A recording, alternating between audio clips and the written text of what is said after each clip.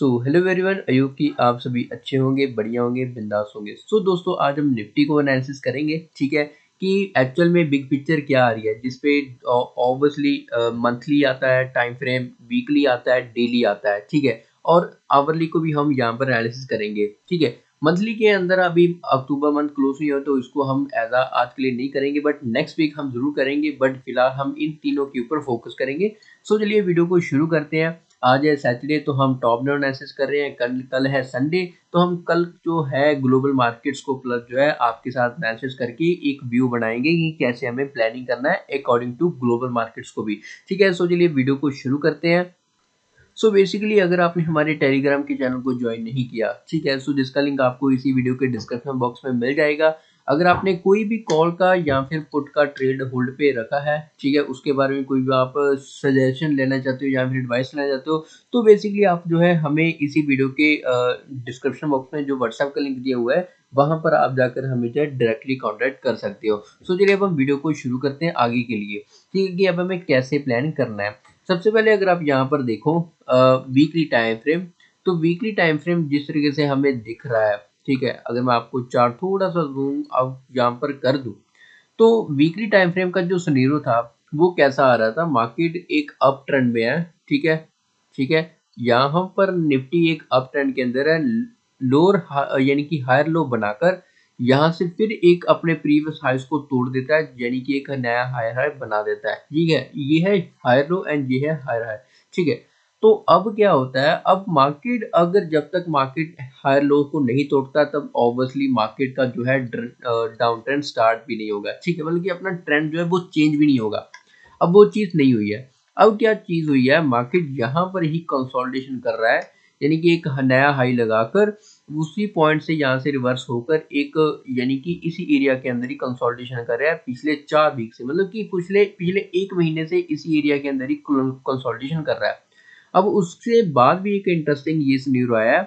Last to last week हमें इस तरीके का कैंडल बना जिसको हम एज अ हैमर टाइप बोल सकते हैं, बट नहीं भी बोल सकते क्योंकि यहाँ पर इसकी जो बॉडी है वो काफी छोटी है। तो हम यहाँ पर हैमर को क्या एज अ मानते हैं, अगर उसकी मान लो 10 पॉइंट की बॉडी है तो हम उसकी जो वीक होनी चाहिए वो कम से कम 15 या 20 पॉइंट के रेंज के अंदर होनी, तभी हम जो है उसको एज अ हैमर टाइप मानते हैं। बट ये थोड़ा सा यानी कि कंफ्यूजन है।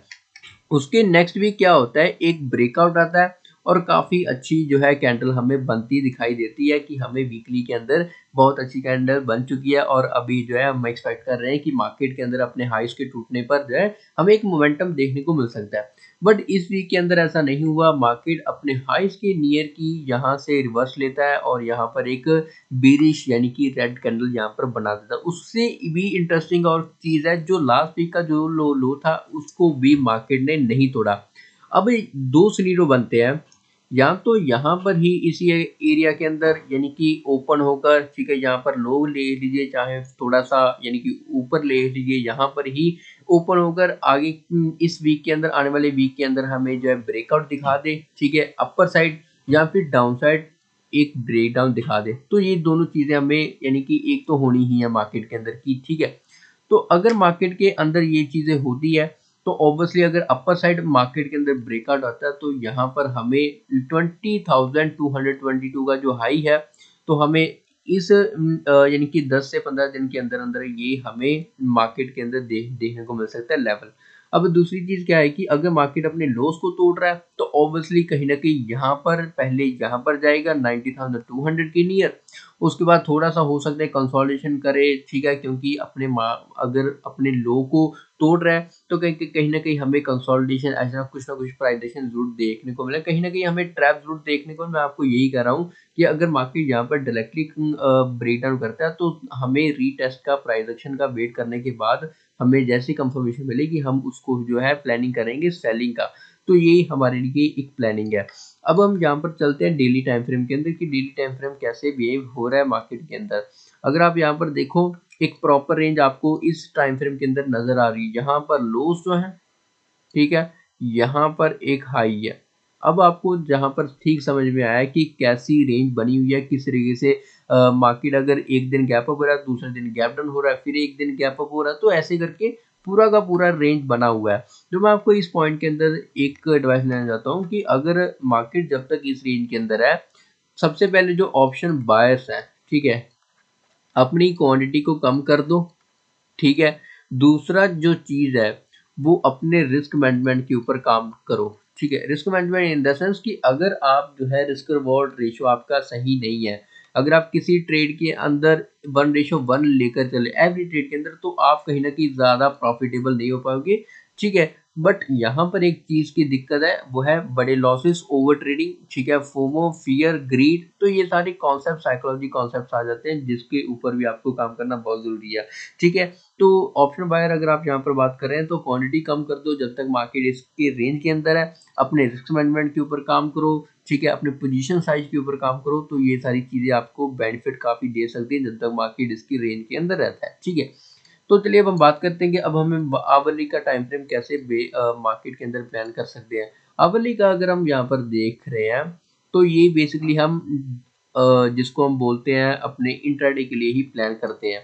अगर आप यहाँ पर देखो, मैंने यहाँ पर न्यू लेवल्स ड्रॉ किया है, वो ये है, ये जो अपनी 15 मिनट की फर्स्ट कैंडल थी, ठीक है, अगर हम 15 मिनट का भी दिखा दूं तो मार्केट जो फ्राइडे था, अपनी पहली 15 मिनट के कैंडल के अंदर ही मार्केट पूरा का पूरा दिन जो है ट्रेड कर रहा है, उसी रेंज के अंदर ही काम कर रहा है, ठीक है। तो ऑब्वियसली अगर मैं आपको यहाँ पर 1 आवर का टाइम फ्रेम दिखा रहा हूँ तो कहीं ना कहीं एक बड़ा व्यू ही है, मैं आपको कुछ दिखाने की कोशिश कर रहा हूँ, ठीक है। तो यहाँ पर अगर हम बात करें जिस तरीके से कंसोलिडेशन हुई या यहाँ से रिवर्स मिला, यहाँ से रिवर्स मिला, तो हम यहाँ पर ये एक्सपेक्ट कर रहे हैं, अगर मार्केट के अंदर हमें बाय के लिए जाना है तो 19,595 के अबव जो है प्राइस एक्शन बनने पर जो है हम बाय कर सकते हैं, और 19,680 के लेवल तक जो है हमें फर्स्ट टारगेट देखने को मिल सकता है। जो दूसरा टारगेट जो हमारा रहेगा वो इस रेंज का हाई रहेगा जो है 19,849 के नियर का, ठीक है। अब मैंने आपको यहाँ पर क्यों बताया 19,595 का, मैं आपको एक रीज़न भी बता देता हूँ, ठीक है। अगर आप यहाँ पर आए अपने डेली टाइम फ्रेम के अंदर, तो डेली टाइम फ्रेम का क्या सिनेरियो है, जिस जिस तरीके से बनाया है, यहाँ पर एक रैली निकालते हैं, ठीक है, मार्केट के अंदर रैली आती है, ठीक है, यहाँ पर अब उसी एरिया के आसपास ही जो है कंसोलिडेशन कर रहा है, मतलब कि होल्ड कर रहा है। तो यहाँ पर एक पॉइंट क्लियर है, अगर मार्केट के अंदर बाइंग आनी वो भी फास्ट आएगी, अगर सेलिंग आनी वो भी फास्ट आएगी, क्योंकि यहाँ पर जो होल्ड कैंडल बना है एक पॉइंट के बाद, अगर जिसको हम बोलते हैं ऐसा इनसाइड कैंडल, ठीक है, ये इनसाइड कैंडल 12 है, ठीक है। तो इनसाइड कैंडल के अंदर ये चीज़ होती है, अगर मार्केट अपना हाइस का ब्रेक करता है तो ऑब्वियसली हमें बाई ज़्यादा फास्ट देखने को मिलती है, अगर अपना लोस ब्रेक डाउन करता है तो ऑब्वियसली हमें जो है सेलिंग ही भी फास्ट ही देखने को मिलती है। तो आज के लिए बस इतना ही है, ठीक है, बाकी हम मिलते हैं कल की वीडियो के अंदर। So thank you guys, bye bye, take care, मिलते हैं नेक्स्ट वीडियो के अंदर।